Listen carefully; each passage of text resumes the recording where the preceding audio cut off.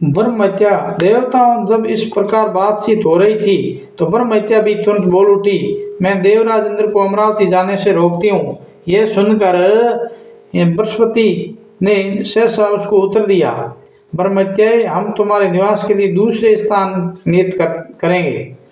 कार्य की गुरुता को दृष्टि में रखकर देवताओं ने उस समय ब्रह्महत्या को शांत कर दिया। फिर सबने विचार करके ब्रह्महत्या को 4 भागों में बांटा। तत्पश्चात देवताओं ने सबसे पहले पृथ्वी से कहा, देवी, देवताओं की कार्य सिद्ध करने के लिए इंद्र की ब्रह्महत्या का एक अंश तुम्हें ग्रहण करना चाहिए।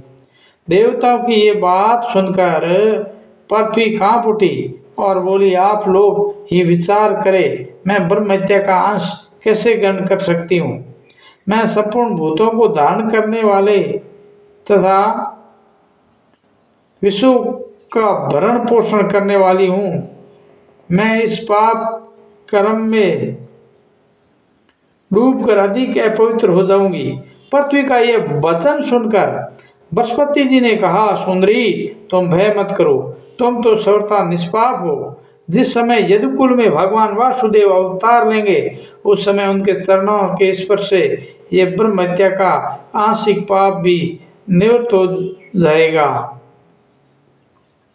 और तुम पूर्णतः निष्पाप होकर रहोगी। उनके योग कहने पर पृथ्वी ने उनकी आज्ञा का पालन किया। इसके बाद सब देवता ने वृक्षों को बुलाकर कहा, आप लोग देव कार्य की सिद्धि के लिए ब्रह्महत्या का एक अंश ग्रहण करें।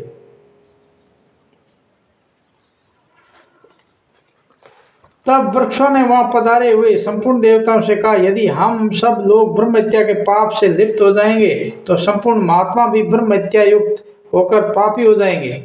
यह सुनकर बृहस्पति ने कहा, तुम लोग चिंता न करो, इंद्र के प्रसाद से तुम लोग काटे जाने पर भी अपने अनेक अंशों में विभक्त हो शाखा और डालियों से संपन्न हो जाओगे और इस प्रकार सदा शुद्ध बने रहोगे। बृहस्पति जी के इस प्रकार आश्वासन देने पर सब वृक्षों ने उस आंशिक ब्रह्महत्या को आपस में बांट दिया।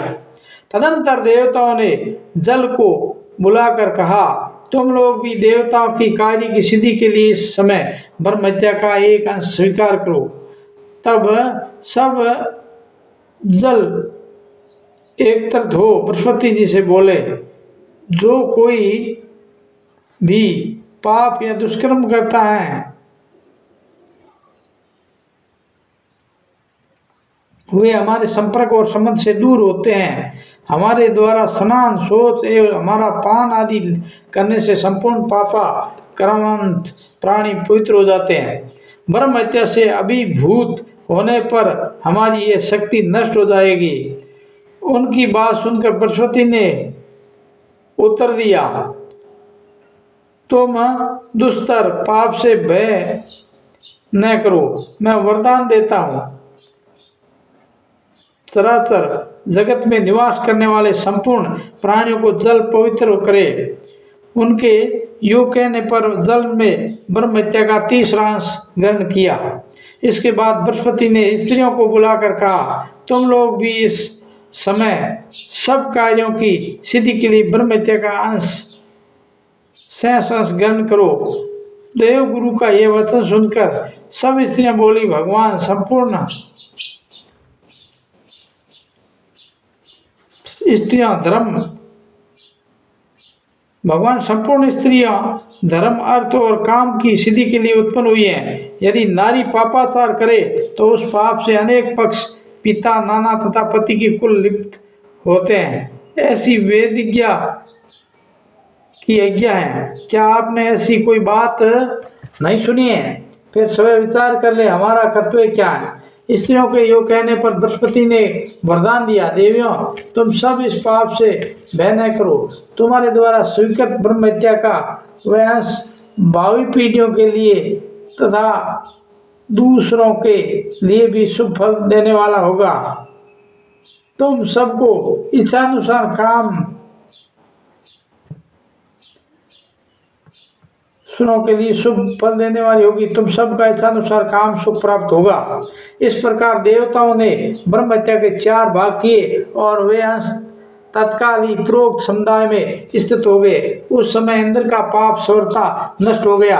अतः देवताओं ऋषियों ने देवपुरी में सती सहित इंद्र का पुनः अभिषेक किया। महात्मा इंद्र संपूर्ण देवताओं, महानुभावों, मुनीश्वरों तथा सिद्धगणों के साथ लोकपाल